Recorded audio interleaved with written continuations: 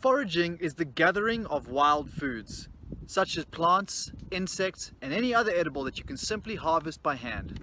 In a survival situation, I recommend foraging to be your first consideration for food gathering. It takes very minimal effort, there's very little risk of hurting yourself, it does not take much skill, however it does take a bit of prior knowledge. This lesson is going to be an introduction into some forageables that you can find in North America. It is important for me to mention that I do not recommend you eat any plant, insect or mushroom that you cannot positively identify. Creepy crawlies that you can harvest easily by hand are ants, termites, grasshoppers, crickets, earthworms, scorpions, frogs, and snakes.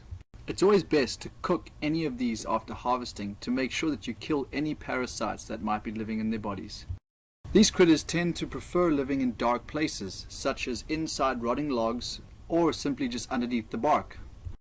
The soil underneath logs as well as rocks is also another good place to check, as well as rock crevices.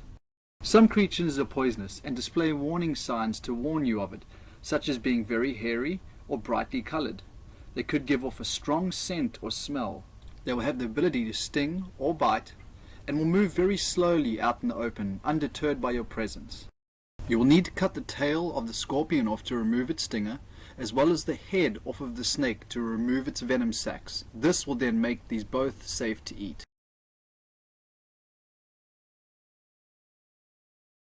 Plants are a truly spectacular food source, provided you know what to look for. In most cases, your best bet to find a variety of edible plants is to get close to a body of water, or otherwise known as a riparian zone. In this next video clip, you'll notice 3 common edible plants growing side by side: mallow, stinging nettle, and curly or yellow dock.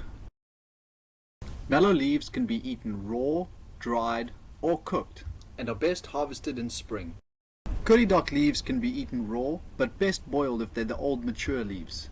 The root is orange like a carrot and has very strong medicinal properties. My personal favorite is harvesting the seeds in late summer, early fall when the plant has dried out. These can be processed into flour, just like any grain, and can be made into primitive bread, or otherwise known as cakes, that can be cooked over campfire.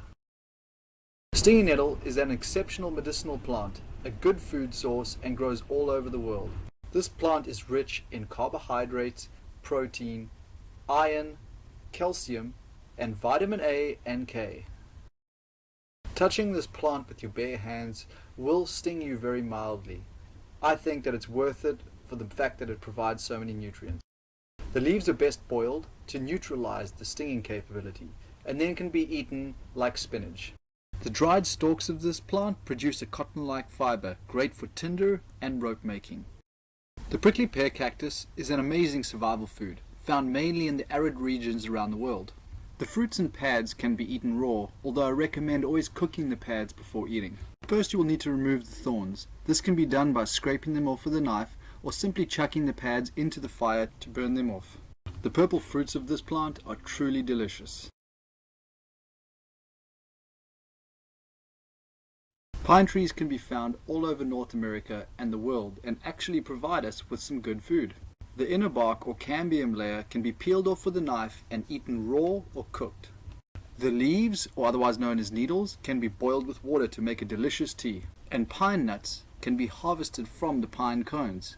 Each scale of the pine cone will produce a nut at the base. These nuts are high in fats, protein, and iron. They can be eaten raw, but best roasted over the fire. The pine trees also produce a sap or resin. This can be used as a medicine to cauterize and sterilize wounds. It can be used as a natural glue to bond things, and it can also be used as a natural fire starter.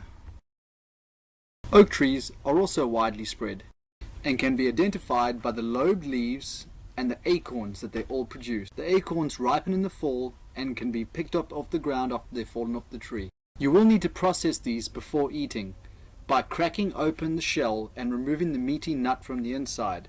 Acorns contain tannic acid, which needs to be removed before consumption. To do this, you can either place the acorns in a stream to leach the tannic acid out over several days. The second method to remove the acid, and quicker method, is by boiling.